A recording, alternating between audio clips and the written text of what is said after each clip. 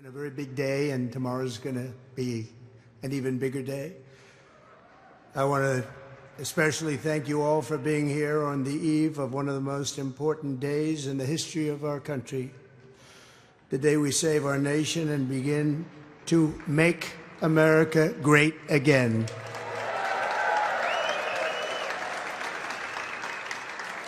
I'm thrilled to share this special moment with so many friends and supporters. You are a very extraordinary crowd of people. You're the men and women who helped make this momentous day possible, and I'm incredibly grateful for your love and support and generosity. You've been amazing.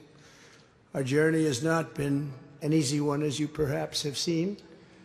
A lot of people said that was an impossible journey, but here we are.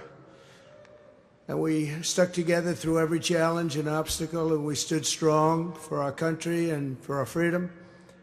And this is not my victory. This is our victory, everybody in this room. Thank you.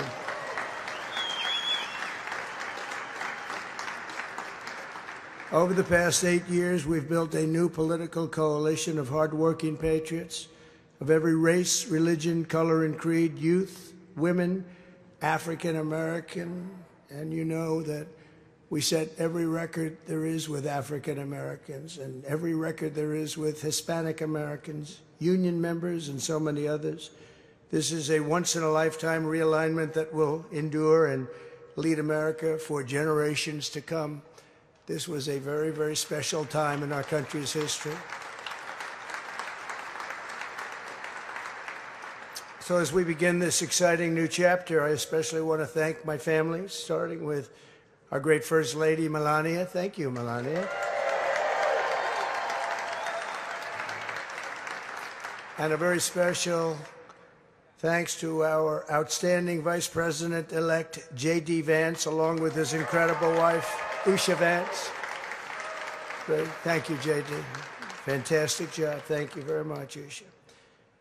And I have to call out somebody that's very special, who we put into a position that she knew nothing about other than she's an extraordinarily competent person, and she learned everything she needed to learn probably in the first day.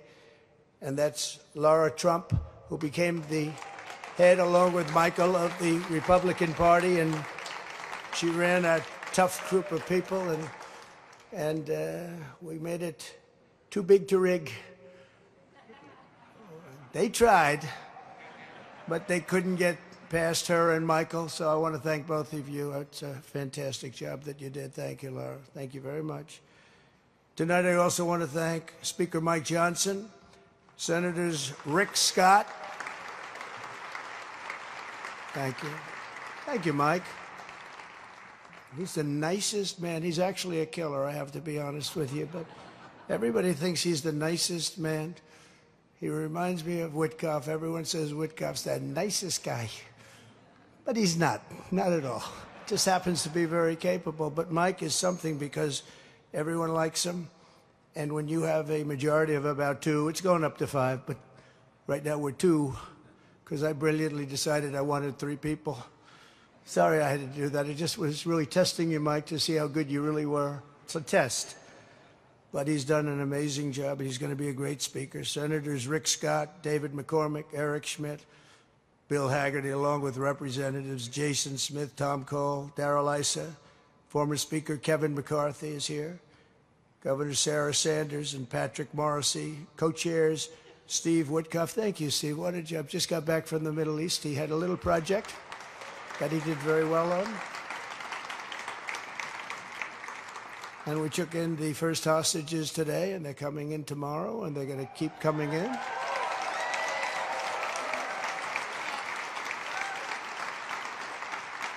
And you notice it was the day before we take office, even though the other administration, I'll be nice tonight, the other administration says, well, they didn't have too much to do with it, did they? No, not at all. Just happened to be the day before we took office. But you were fantastic, Steve, and I appreciate it. And Kelly Loeffler and Miriam Adelson. Where is Miriam Adelson? She's so fantastic. Thank you, Miriam. She is a fantastic woman. She was very generous, as were many of the people in this room. and countless other distinguished guests, let me also express my appreciation for all of the members of our incoming cabinet who are all here and who have stepped forward to serve. And they're doing really well in the process. And the senators, the Republican senators, have been very understanding and very professional, and we appreciate it so far. Now, if that changes, I'll let you know. I'll let John know. This will be among the most talented teams ever assembled, and we're getting tremendous credit for that, by the way. And together we will make America stronger and prouder than ever before. This group of people is extraordinary. Tomorrow we will end 4 years of failure, disaster, and decline. And we will begin the 4 greatest years in the history of our country. We're going to turn it around. We're going to turn it around quick, and we're going to do things that nobody thought even were possible. We're inheriting a nation faced with crises at home and abroad, but I will describe in my inaugural address tomorrow. Can you believe it? Tomorrow. It's been a long 4 years. Nasty. It's been a nasty 4 years. My administration will take immediate and decisive action to confront every single problem America faces and put our nation back on the path to success and greatness. Within hours of taking office, I will sign dozens of executive orders, close to 100 to be exact, many of which I will be describing in my address tomorrow. We will not waste a single moment in delivering on our promises to the people. The Trump administration will again live by the motto, promises made, promises kept, and we kept those promises. We had a very, very successful last administration, and this one I think is going to be even more successful, maybe a lot more successful if that's possible. Less than 24 hours from now, the invasion of our borders will end and the restoration of our sovereignty will begin. We will stop immediately criminals from pouring into our country from countries all over the world. That will stop immediately.